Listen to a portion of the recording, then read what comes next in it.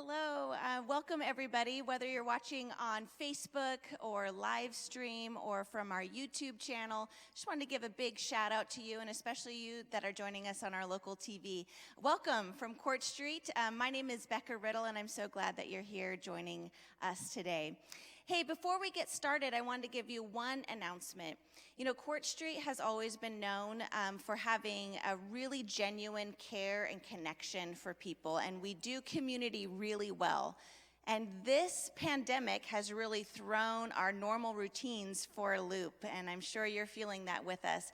So we've had to get extra creative of how to continue that care and connection. And one of the ways that we feel called to do is to do something of starting some groups in our own homes. And so we want to hear from you if you might be interested in something like this. What it would look like is you would invite some people that you feel comfortable with, maybe strangers, but maybe people that you know very, very well, into your own home, or go to somebody else's home and have church together. Watch our live stream service together, and then answer a few questions, and then pray for one another. This is a way that we can still stay connected, and with your own parameters and guidelines, stay safe. If you're interested in hosting a group, would you please just call the church or email Danny Daly at our church. It's ddaly@courtstreet.org. Let us know if you're interested in something like that. Also, let us know if you're interested in just participating, and we can see if we can find that connection for you.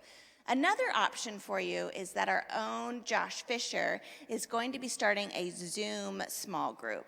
And so if you're interested in just tuning in remotely, we want to know you have that option as well. All right, everybody, we're going to start our worship pretty soon, and then you're going to hear a fabulous kickoff to a new sermon series from Pastor Corey and Pastor Danny Daly. And so let's just tune our hearts in and align them with God, and let's give him our worship this morning.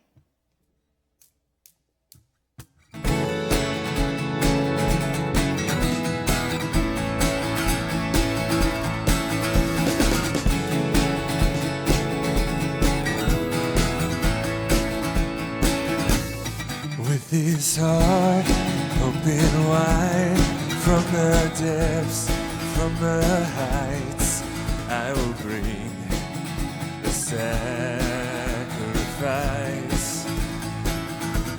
With these hands lifted high, hear my song, hear my cry. I will bring the sacrifice. I will bring the sacrifice.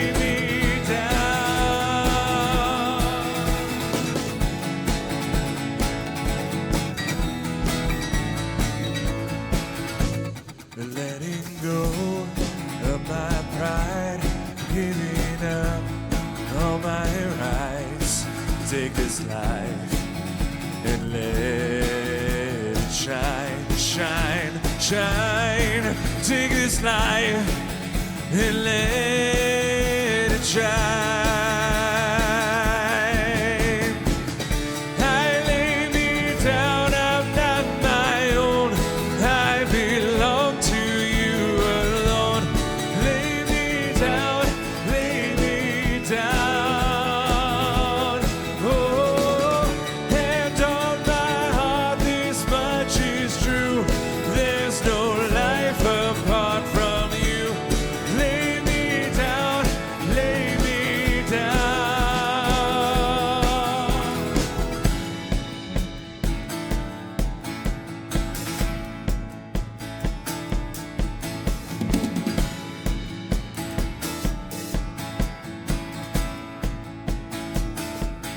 It'll be my joy to say, in your will, in your way,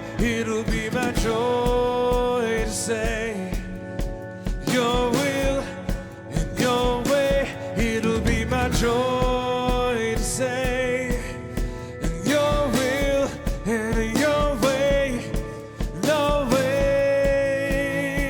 It'll be my joy. It'll be my joy to say, your will and your way. It'll be my joy to say, your will and your way. It'll be my joy to say, your will and your way, always.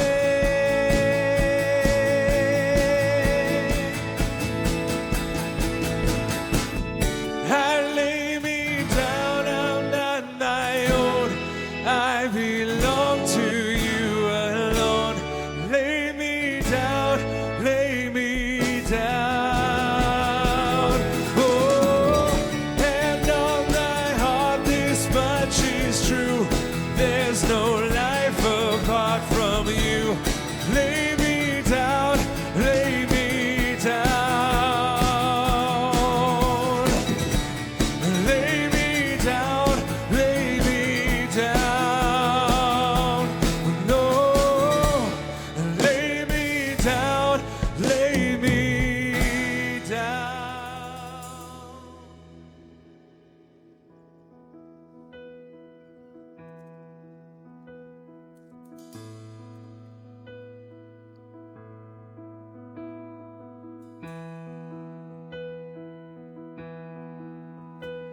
Invite him in this morning. You are welcome here. You are welcome here. You are welcome here. Holy One. You are welcome here. You are welcome here. You are welcome here. Holy One. Spirit of God, come like the dawn. Open the heavens on us, 'cause we want to know you. We want to know you.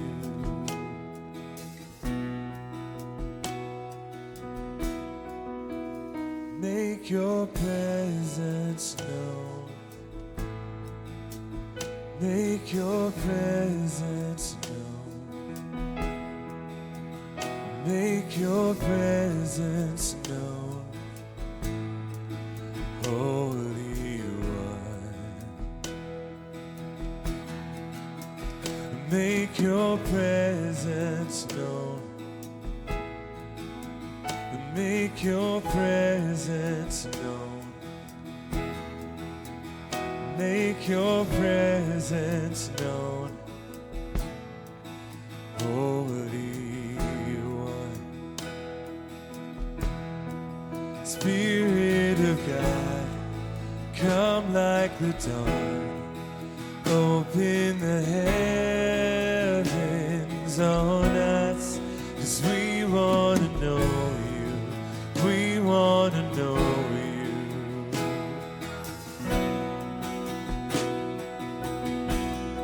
Spirit of God, come like the dawn.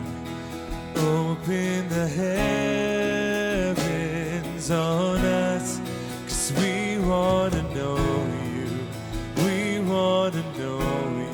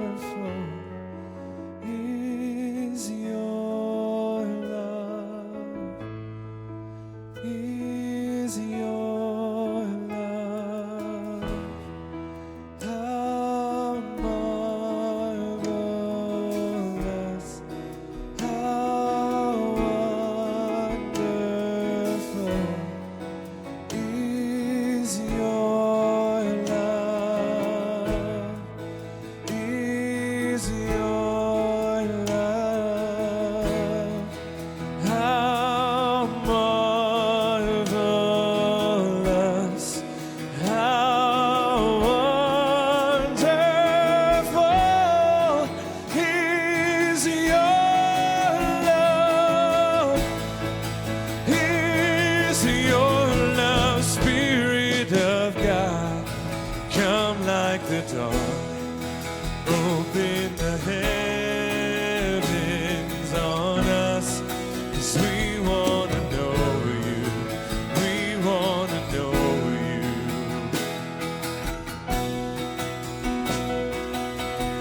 Oh, Spirit of God, come like the dawn. Open the heavens on us, 'cause we want to know you. We want to know you.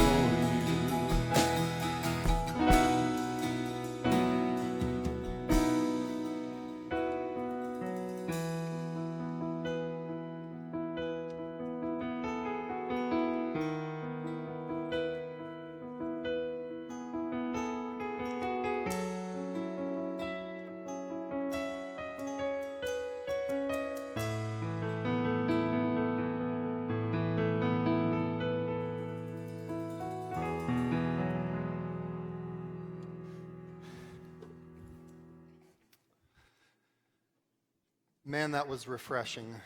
Thank you very much. Why don't you just take a minute where you are, just a couple of moments to just take a couple of nice deep breaths and just let that worshipful, beautiful, inspiring spirit just sit in that presence for just a moment.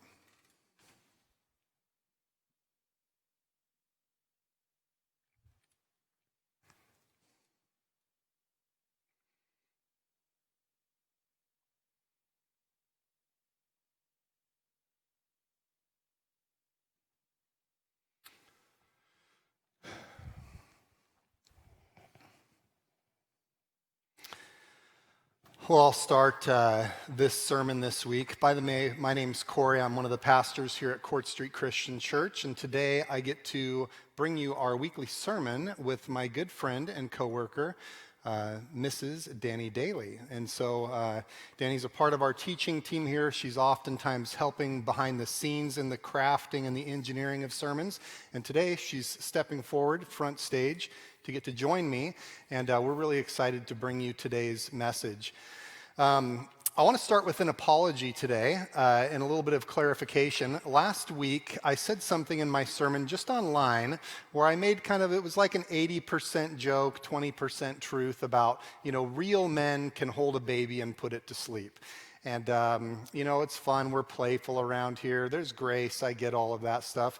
But afterwards, our producer, Ashley, who works behind the scenes with all of our production things, she reminded me, she said, that statement just felt a little un-Corey and un-Court Street-esque. And, saying what a real man is and putting some random thing on it like that, that's just not something that we do. And so I apologize. And also, I love holding babies and putting them to sleep. And so if you ever want to bring me one, I'm good for 15 minutes of childcare. Even if they spit up on me, I'm good. It's all fun. So that's something, though, that I do appreciate around here. There's this collaborative spirit. We're all watching each other's backs and just doing our best to keep bringing you stuff that just draws you into the presence of God. So Ashley, thanks for the extra something. All right. So I want to start this series. We're starting a brand new series. If you missed our last one, you're just tuning in to Court Street for the first time. You missed a doozy. We had just a roller coaster ride with God as we were exploring why emotions matter. And that's a book that was written by some local people here. And we explored that and just really found ourselves drawn into a more vibrant life with God, with our emotions present. And so if that sounds like something that's foreign to you, or you're not sure if that's even biblical or what the deal is, you should go back and listen to that series. It was great, and it really ministered to my soul. But today, we get to start something new. And I thought, what better way to start something new than with a little silliness by me singing? Just so you know, anytime that I've auditioned for the worship team, I haven't made it past putting my name on the sheet. They're just like, Oh, no, it's Corey again. Yeah, we're not going to do it, But when I get the chance and I've got a hot mic and no one can stop me, I like to bust out song. And so here's the theme song. I hope it gets stuck in your head as it's been stuck in mine this week. It's an old country song from the 90s. You remember the golden era of country music, the true, pure country music? Yeah. That's what my wife says anyway, and she loves it. But it's this song. It goes like this. I'm in a hurry to get things done. Oh, I rush and rush until life's no fun. All I really gotta do is live and die, but I'm in a hurry. And take it, church. Don't know why. Oh, there we go. I got a little bit of backup. Yeah, those of you online. Yeah, I'm in a hurry and I don't know why. Yep. Don't know why. In fact, what I think about that song is, yes, it provided quite a number of laughs for us this week because I had never heard it until Corey introduced me to it. But the fact that they're hurrying and don't know why was something I hadn't really thought about before. And so we have these two questions to get us started for today. Why am I in such a hurry? And what's missing in my life? And maybe you can relate to this image of a treadmill in life sometimes. I think that, sometimes I find myself going at a pretty moderate pace and I feel like it's manageable, I can handle it, but little things happen that turn up the speed, and all of a sudden I'll feel like, oh, okay, we're moving, and then things happen again and the speed turns up a little bit more, and after a while I can feel like I'm just sprinting and I'm panting and I'm tired. And I would really like to get off the treadmill, right?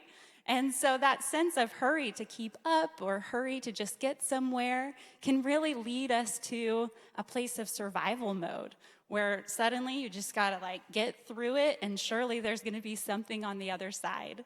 And so for me, that's actually really personal. I have some stories from my life as a young adult where I feel like that's what I experienced.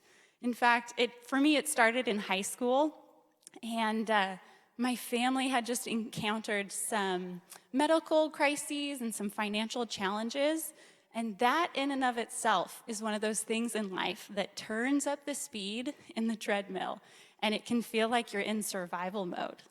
But on top of that, I was in high school at the time, and I loved doing sports and athletics, so that added some things to life, and I loved doing art and creative things, so that was more to be happening.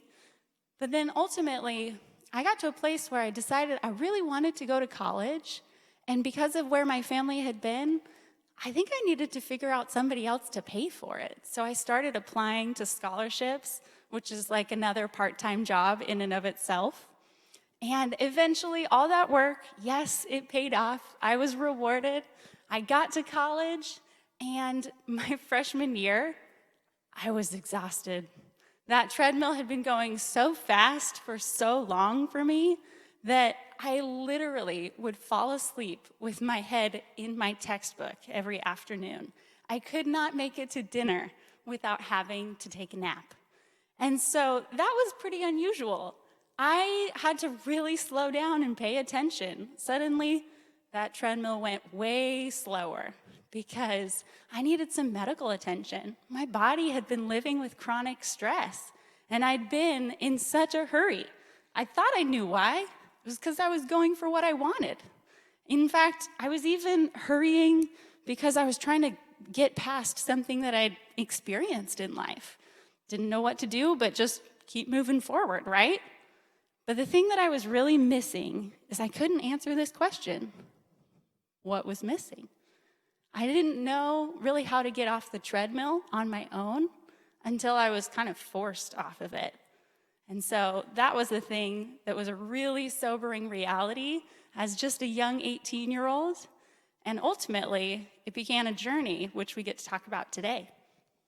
Yeah, it's a great story, and maybe you feel that yourself, that life feels like it's a hurry, or a common word that we hear is the word busyness. I'm busy. Even after we were, quarantined and shut down for a while, and there really wasn't many places to go, it still feels like there's this frantic pace to life that has infected us. It's inside of us. It's not just out here.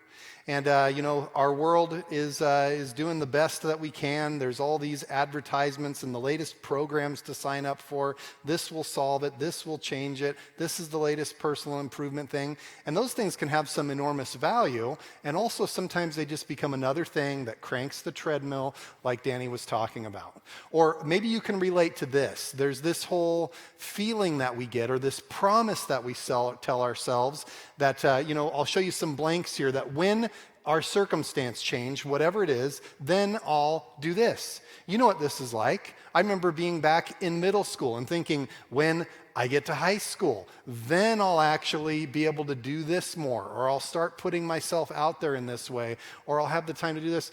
When I graduate from college, that's when I'll really start. That's when when I reach this financial milestone, then I'll finally be able to fulfill my heart's desire and I'll be able to contribute more. But isn't it interesting that the target just kind of keeps moving over the horizon? And we make ourselves these promises, but it's like this carrot that's dangling out there that we're like, oh yeah, when that happens, then this is going to change. Then the busyness will slow down. I'll make some space for myself. I'll do the things that God's put in my heart to do. I'll serve more, give more. I'll just be a better version of myself. And guess what?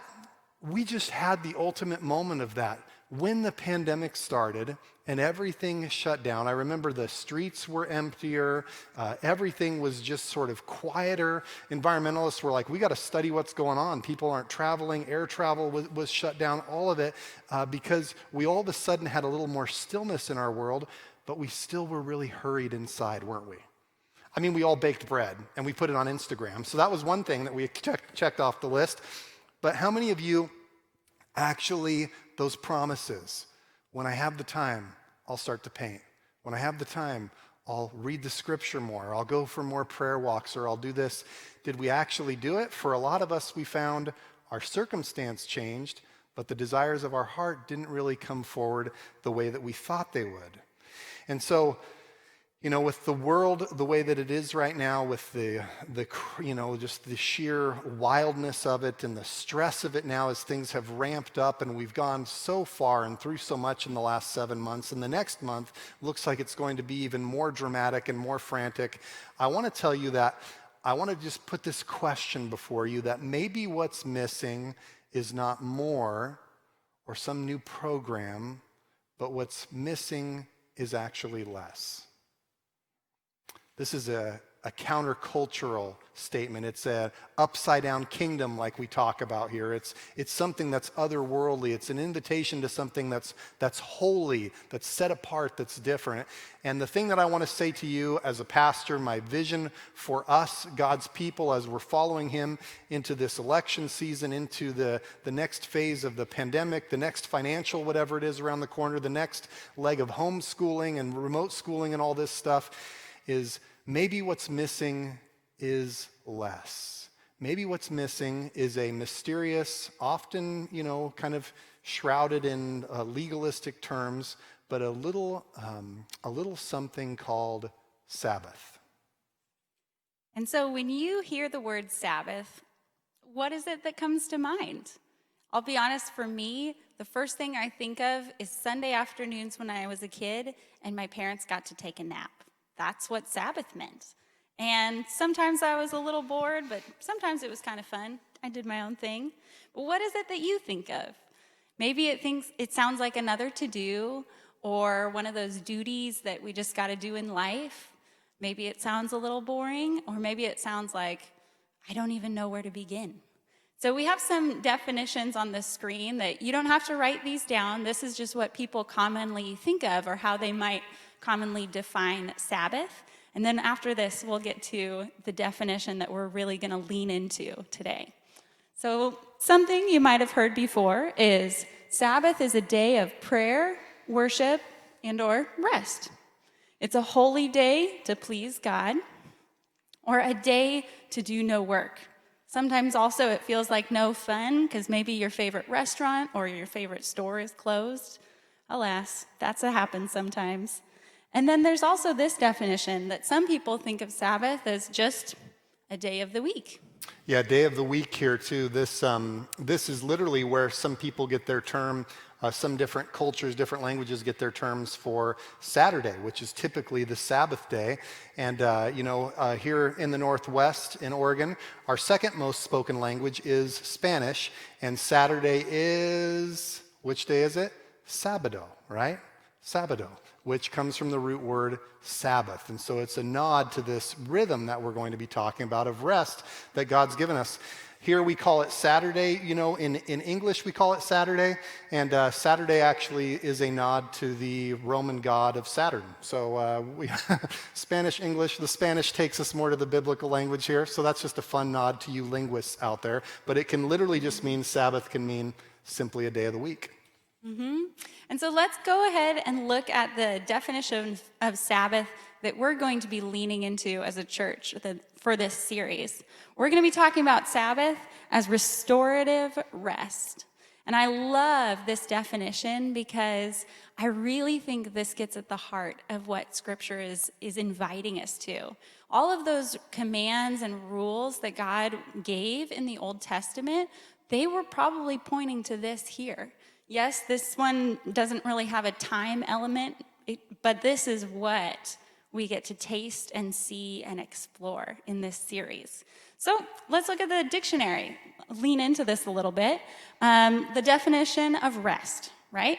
Rest is a refreshing ease or inactivity after exertion or labor. Thank you very much, Webster's. Let's go to restore. Restore is to bring back to a state of health, soundness, or vigor.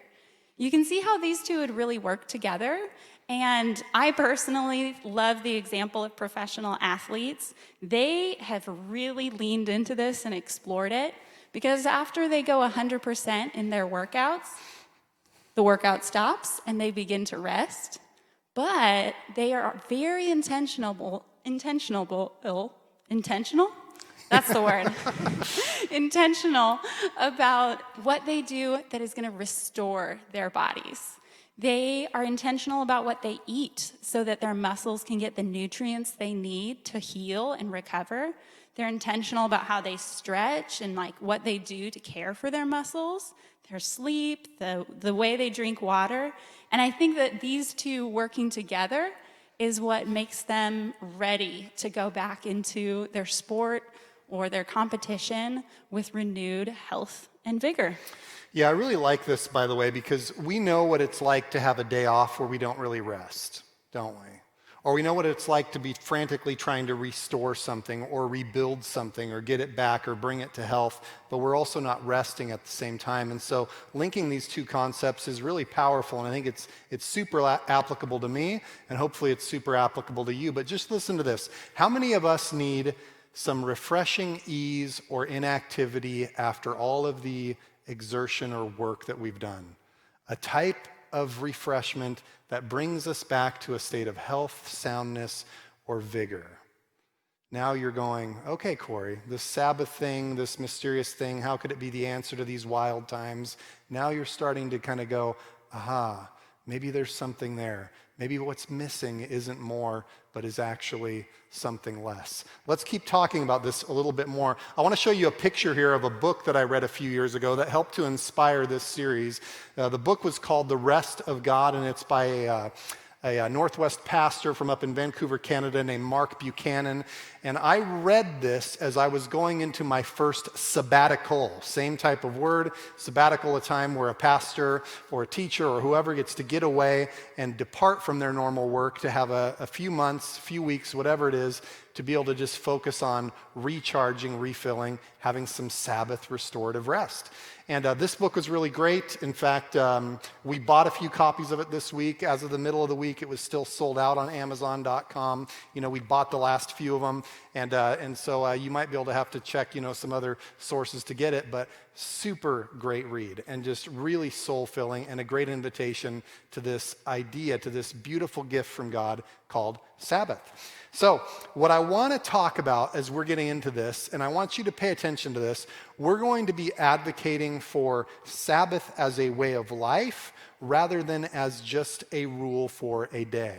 Okay, that's an important point. The biblical definition of Sabbath, which we'll explore a little bit today, especially the Old Testament definition of it, talked a lot about a specific day, and we're going to get more into that. But right off the top, I'm not going to ask you for a full day, because that would really probably be asking most of you for more instead of less. I'm going to just invite you to some moments of Sabbath, to practice Sabbath as a way of life. And then as we go through this series, we'll expand it to maybe where you start to think of it as a day of the week in addition to the rest as well. So this is going to be an exciting journey. I'm excited to go on it with you. There's 3 questions that Danny and I thought up this week as we were exploring this and trying to look at the scripture and integrate it into our own lives. And the first one is this: 3 questions inviting us to Sabbath. Am I enjoying what I care about? Are you enjoying what you care about? This is a great question here that should bring us to a spot of needing to slow down and going, oh boy, like we just talked about in our last series, the gauges on the dashboard of our life. This is one when the enjoyment, thing fires up and it says, life doesn't feel like enjoyment. The things that I love are feeling more like work.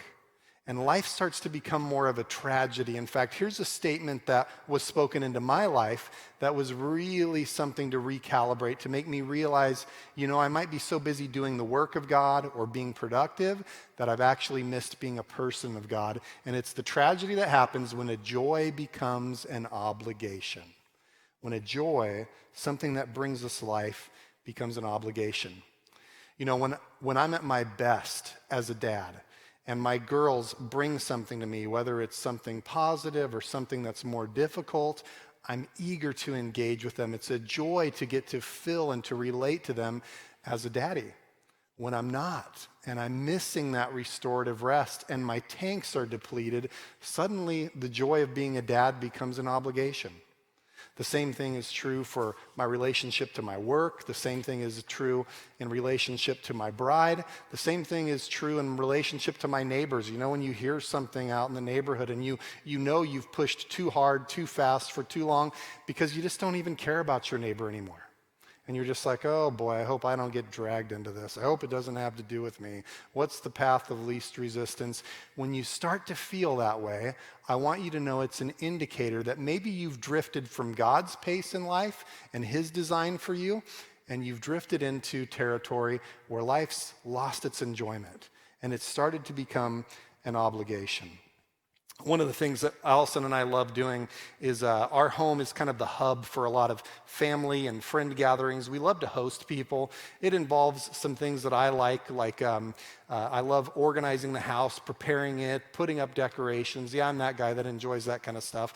And also, I really love grilling and using my smoker. That's something that just brings me a lot of joy. And I love when my house is full of people and everybody's talking and we're all relating and all this stuff, and it just makes my heart happy. I know when I'm not getting enough restorative rest, when I'm resenting the grill and this, and I got to go here, and I got to get this, and this didn't work out, and da-da-da, and people show up, and I'm just stressed, and I'm sweating because I barely got it all done, and then it takes me the first, hour of people being there for me to finally relax and come down. That's the feeling that we have. That's telling us, whoa, God's Spirit is saying, hey, I didn't create you to operate like that. I didn't create relationships to be like that. This isn't your obligation and your duty. You're not really serving anybody. You're actually dying a little bit while you live. And that's the importance of Sabbath. We're going to go to the scriptures and just go actually to Genesis 1:1 through chapter 2, verse 3.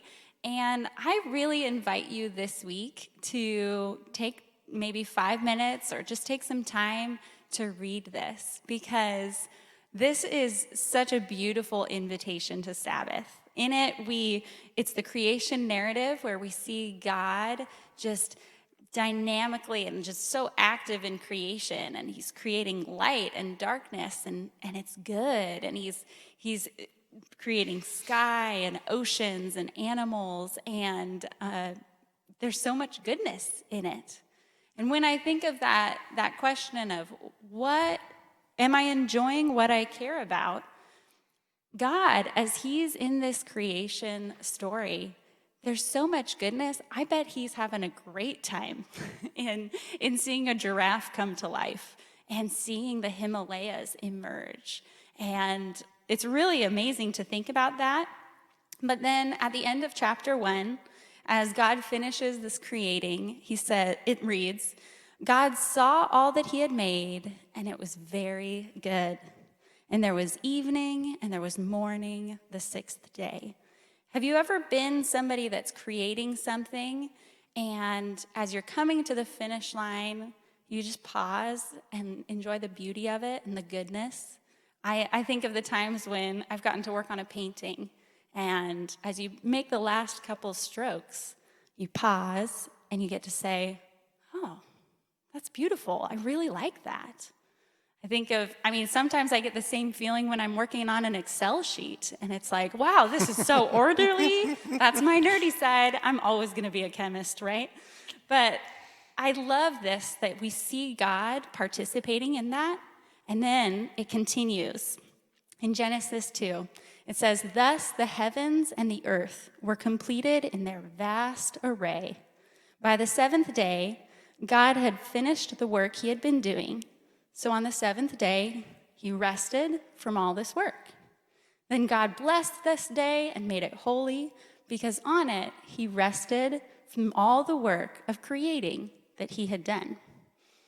And this week was the very first week that I wondered, what was God doing when he was resting? Did he separate himself from that beautiful Garden of Eden and all that creation that he had made? And I had a hard time thinking that he would do that because, I'll admit my bias, but I think he would have wanted to go right into the middle of it and enjoy what he had carefully crafted together, to be surrounded by the life that he had brought forth. And I have a picture of my husband and I. It's just a silly selfie from our garden this summer. And it was before we could go get haircuts during coronavirus, so that's the way it is.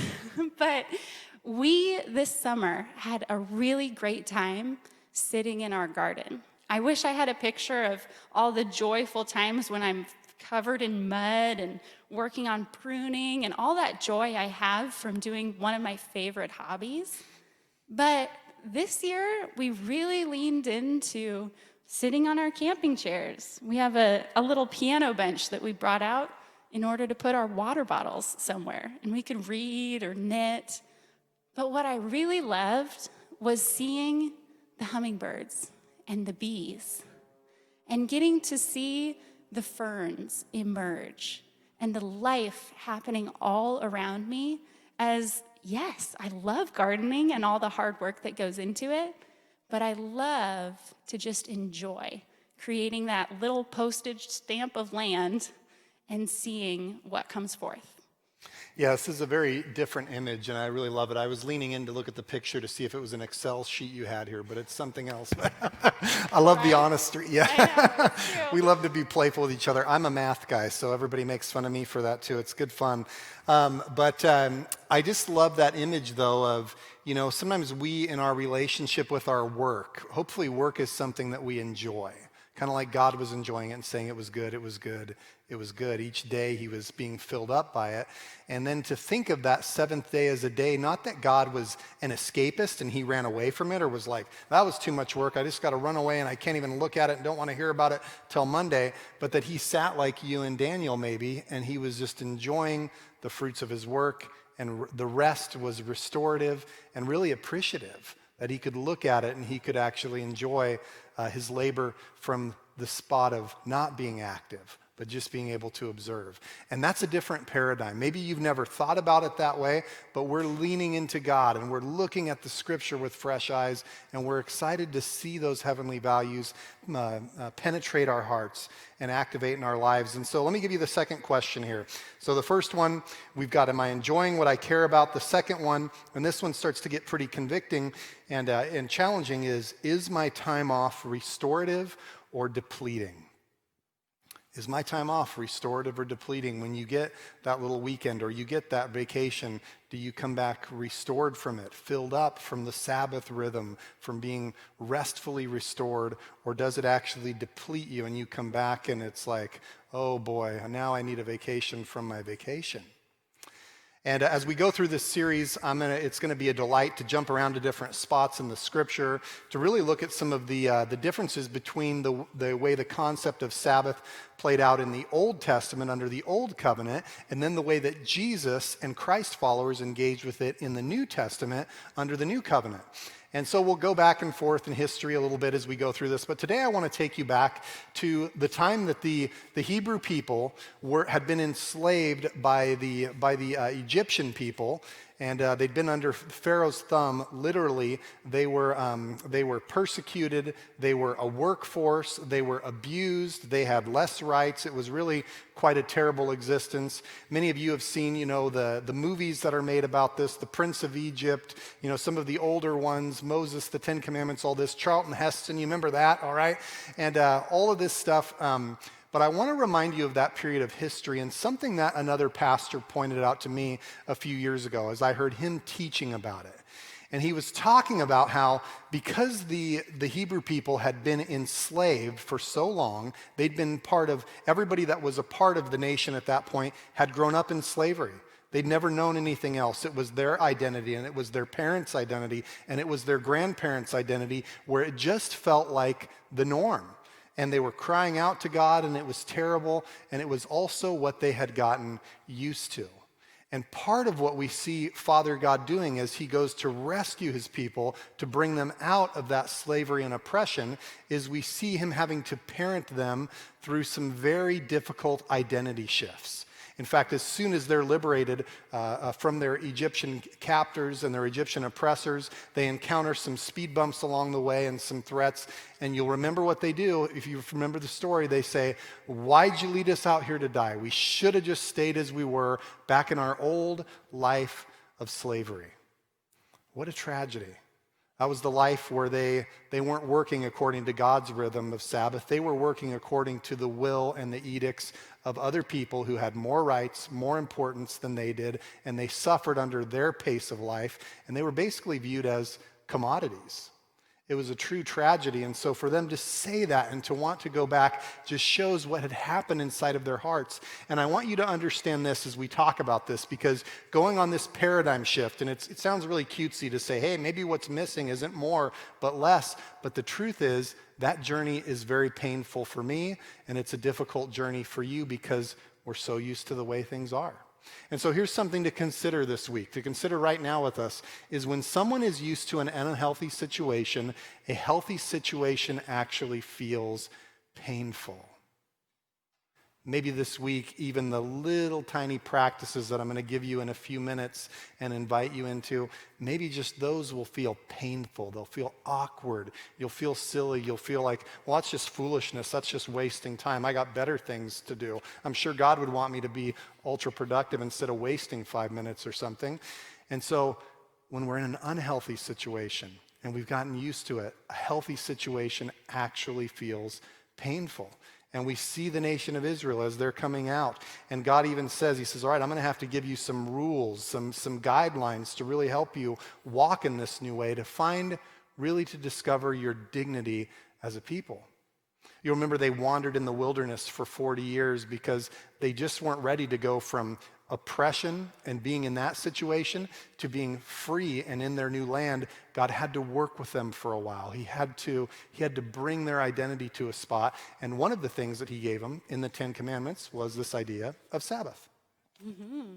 Now let's go back to this question number 2. Is my time off restorative or depleting? And what I really appreciate about this question is that it challenges us to remember that not all time off is actually restorative. I think of my life in the last 2 weekends as just a great example. 2 weekends ago, it was wonderful to see some family. We got to go to Eugene to see one of my husband's operas being performed outdoors. It was just full of good things. But by the time I got to Monday or Wednesday, and just like as that week went on after the weekend, I felt tired. I really enjoyed the things I had done, but I could tell that I was depleted. And so after that tiring week, it was a good week, but I was just tired. This past weekend, 1 week ago, I was really intentional about my rest. I made sure that I had a lot of time at home, and I frankly needed some alone time to just process what had been going on in my life. I got to journal a little bit. I told some stories to my husband and recognized the significance of what I'd experienced. I also got to go out, and believe it or not, it was really meaningful for me to get a pumpkin, just one. I just got a pumpkin for our front porch, and somehow that felt like slowing down to enjoy this beautiful season of autumn and just bringing beauty into my life and into my home. And after that weekend, when I came to work on Monday, I felt full of peace, and I felt like I had purpose and clarity. And it was really remarkable to go through this past week and just think, I feel like myself. I felt restored instead of depleted. And life has a lot of good things in it, and sometimes we get that sort of weekend where we can really intensely focus on restoration.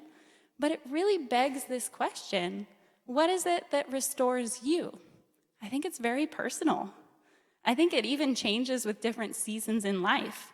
Like if you've been at home with kids a lot doing school lately, maybe restoration looks like going and having a little outing by yourself and some alone time. If you've been at work and haven't gotten to spend some quality time with your family, restoration could look like a father-daughter date or taking kids out on a pumpkin patch or something like that. I think of my friends who just come to alive when they get to go out and spend time with people.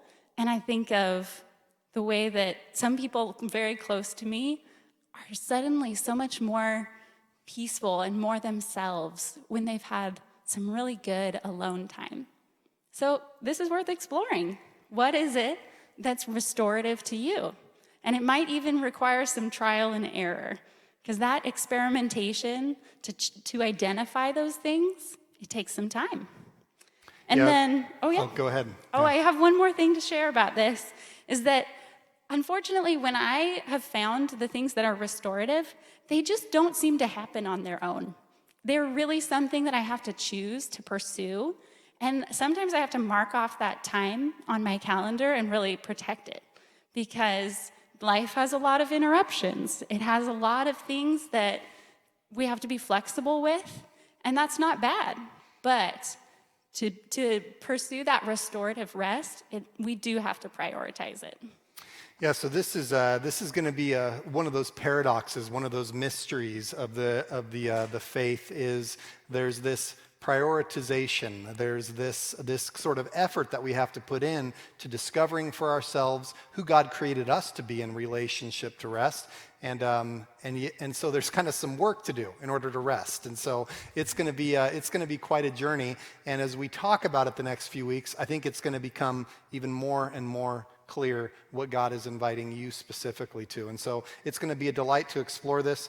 The third thing that I want to say about this is, can I rest without guilt? Oh, can I rest without guilt? Maybe you were kind of, getting away with some of it to this point, but then it's like, you know what? And we say, oh, when this, and I'm going to, and when I retire, and blah, blah, blah. Sabbath, by the way, is for the unemployed, it's for the underemployed, it's for the retired, it's for the people who are ultra busy with work and with kid raising and everything. It's really for everybody, because to have a restorative rest like we're talking about is different. Can you really rest without guilt too? Can you be wasteful in the sense of, I could have accomplished more today, but I set aside this time to just be a human being instead of a human doing, and I feel like it's something that made my Father God smile in the process. That's a tough thing, especially in our culture, especially the way that I've been conditioned, where it's like, I want to do more, I want to achieve more, there's more souls to save, there's more work to do, there's more, this. But I have to walk at a different pace. Otherwise, I'll burn out. Otherwise, all these things that we've been talking about, they'll come true for me. My joy will leave, and it will be a great tragedy. You know, I mentioned earlier having the privilege of getting to go on a sabbatical. And I remember as I was going into that time, it was like, oh, this is going to be great. It's going to be great to have some rest. And also, I started to feel bad. And I got kind of scared of what was going to happen on sabbatical from a couple of different angles. The first one was I was feeling bad for leaving the ministry. I was in youth ministry at the time and really enjoying a lot of vibrant and vital things happening. And so much of my identity was tied up in my work, which was a good thing. But the negative thing was I started to look at it and go, what's going to happen when I step away? Do I really trust God with this group of people? And I felt myself going, no, they need me. It's got to be up to me. And I remember somebody speaking into my life and just saying, Corey, only Jesus can be Jesus to the students. You just get to be Corey, and it's time for you to go take a rest. And I realized in that moment how much of my identity was tied up in it, in a good way, and also where it was sort of unhealthy. And here's the deal is rest is actually a very bold thing. Rest is choosing to trust God and to trust others. It's saying, you know what, a Sabbath day is for one day of the week, the world can find a way without me. And that's a good thing, because I'm not Jesus, and neither are you. We get to represent him in some ways, but only Jesus is Jesus. You just get to be you, and I just get to be me. The other thing that people said to me as I went into that sabbatical time was I was over-programming it. Maybe some of you have already started to jot furious notes of I'm going to get a Sabbath, and I'm going to do this, and I'm going to start to paint and all the other things that I promised I'd do. I'm going to accomplish them all on the first day off, and I'm going to make it happen. Slow down there. That was me going into sabbatical. I had a list of like 20 books I was going to read. I was going to accomplish this. I was going to come back more fit, more educated, smarter, leaner, meaner, everything, wiser, the whole bit. And I remember another person put their hand on my shoulder and they said, Corey, there's really not a lot of rest in what you've programmed with this thing. They're like, don't overdo it. And so for these first weeks, we're really going to build slowly these muscles and this ability within us to actually trust God and trust others and to not feel just guilty and wrecked. We're still going to be responsible. We're not going to be irresponsible or anything like that, but we're going to actually learn to take a rest, and it's going to be beautiful. Yeah, I think learning to take a rest, it definitely is easier said than done. I think this question of can I rest without guilt is something that has been so personal in my journey too. If you know the dailies, my husband and I are both go-getters. You can probably imagine it from what I've shared already. But we actually both grew up with parents who were self-employed. And there's this reality that you grow up with when there's an entrepreneur in the family, and maybe you're familiar with it. It's that if you don't work, you don't get paid. And that translates into all sorts of things in life. But for us, it means that we're just dedicated hard workers, and sometimes to a fault, right?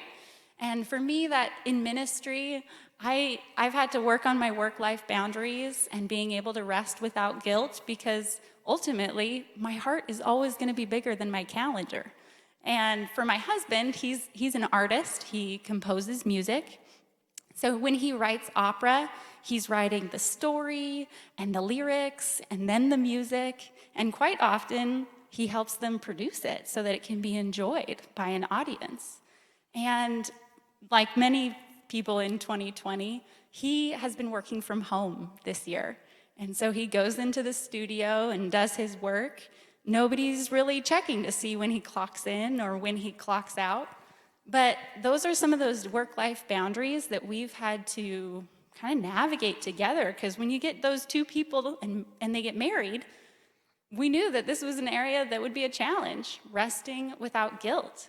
And so that applied to our work, but also it even applied to our marriage, where we didn't want to let the other person down. Yeah, of course I would love to be a good wife, And frankly, on the weekends, we don't have a dishwasher, so if the dishes have to be done, we just have to do them. And it is really hard to rest sometimes when those dirty dishes are staring at you from the sink, right? Or maybe for you, it's the vacuuming or the bathrooms, but those chores, they're part of life. And so when my husband and I would relax on a Saturday and those to-dos started coming to our mind, or even those shoulds of, oh, I should be doing this, or do you think that he'll be disappointed that I didn't clean the sink or something like that? We've actually practiced going to each other. And in that kind of vulnerable, conflicted moment, we are just honest and say, hey, I love you. I really need to rest right now. Is it okay? And that simple question of, are you all right with the fact that I just need to be human for a minute? It's really reassuring because I trust that my husband has my best interests in mind, and it frees me up to not be controlled by that guilt, but to feel like, I can rest with peace and know that, yes, the dishes will be done, but for now, I can just be present.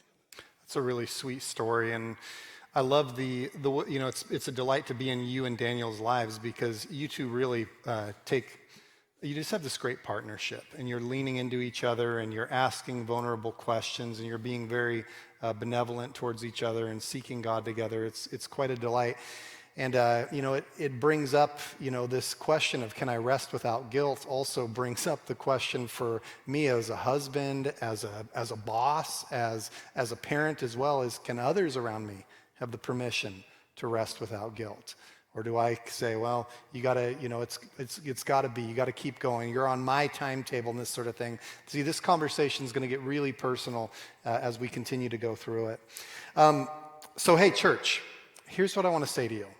There's a lot in the world that's reaching a fever pitch, that things are just, we don't know when they're going to be resolved. We don't know that when someday, then all this. We don't know when the vaccine's going to happen, when the election's going to be over. Maybe everybody's going to sue each other.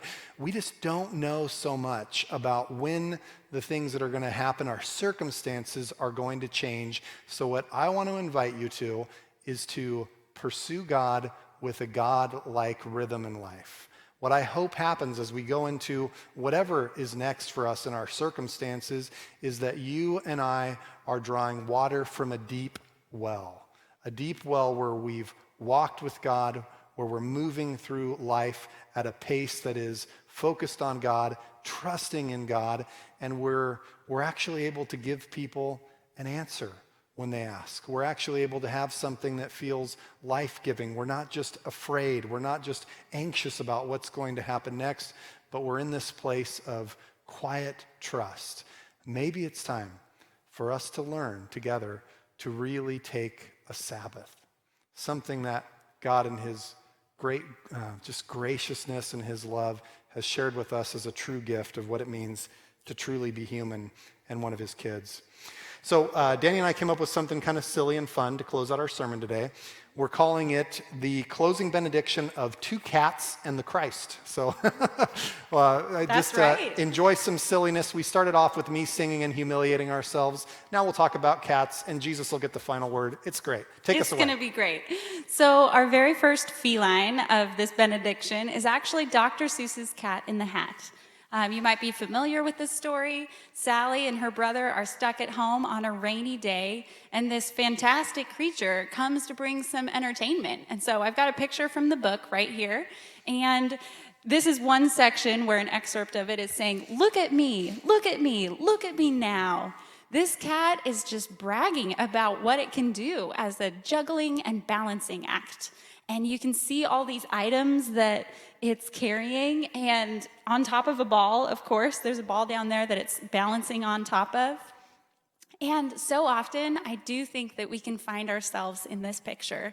Okay, I'm gonna juggle the things I have going on at work, and I'm gonna juggle the dentist appointment that has to come around every 6 months, and I have some errands that I need to do during my lunch break. Christmas shopping, I'm sure that's coming soon. Or we can even add God into this juggling act and be like, did I get enough time in my devotions? And, oh, I want to be a part of that, but okay, God, we'll figure this out. And it's a great story, but we kind of know where it leads to, right? There's some, as it continues, I have an excerpt of, that is not all. Oh no, that is not all. This cat just has an appetite for more. And it just keeps adding and adding to this juggling act. So let's turn the page and see what happens. That is what the cat said. Then he fell on his head. He came down with a bump from up there on the ball, and Sally and I, we saw all the things fall. That's one cat. I'll show you a picture of my cat. This is Little Cat right here. And Little Cat is the master of taking what's called the cat nap. And he finds spots like this. You can see he's kind of laying in a spot where there's the sun there. And no one would really ever accuse Little Cat of being lazy or unproductive, but he'll take these little restorative rests. He'll find a spot where he'll just lay out for a few minutes, and then he'll get up and he'll go about his day again, and he'll come back later. And he has this rhythm that is just very cattish. It's what God created him to be. And I remember being a young man and promising myself that no animal would ever get on my furniture or sleep on my bed. But look at this next picture. Apparently, he's pretty comfy, isn't he? Yeah, why don't you stretch out, Little Cat, on Dad's bed? That's really great. And but which cat is it that you find yourself today going, oh, I wish I could be more like that? Maybe you've told yourself already this week, and it's all charted out. You're going to be the cat in the hat, and you're going to pull it all off, and you're going to be the hero. But maybe God's inviting you to take a little restorative rest. Of course, we're going to return and end our sermon with the words of Jesus Christ. There's this invitation from Matthew 11, and I love how it's written in the Message. We've shared this before as a church with our pastoral staff, because Jesus' invitation to each and every one of us is just so rich and so personal. It reads, "Are you tired, worn out? Are you burnt out? Are you burnt out on religion? Come to me, get away with me, and you'll recover your life." I love that line. Get away with me, and you'll recover your life. I'll show you how to take a real rest. Walk with me and work with me. Watch how I do it. Learn the unforced rhythms of grace. Doesn't that sound appealing? To just learn the unforced rhythms of grace? I won't lay anything heavy or ill-fitting on you. Keep company with me, and you'll learn to live freely and lightly. Well, church, I just want to say that it's been a privilege to get to be with you this fine day. I don't know which day of the week you're getting to this content, on YouTube, on Facebook, on CCTV, all those things. It's just a privilege, though, to get to share this with you. And I want you to know we're going to really make this practical this week. I'm going to give you 5 little miniature devotionals to practice Sabbath this week. Monday, Tuesday, Wednesday, Thursday, Friday. We'll put these on our social media. We'll have them on our website. But they will be little 5-minute activities that will help you to start to practice living a lifestyle of Sabbath, tuning our hearts, setting our pace to the pace that our Father God designed us to operate best at. And so it's going to be a delight to explore this with you, to discover it. But for right now, from Danny Daly and myself, thanks for joining us today. We love you, and may God bless you, and have a great week.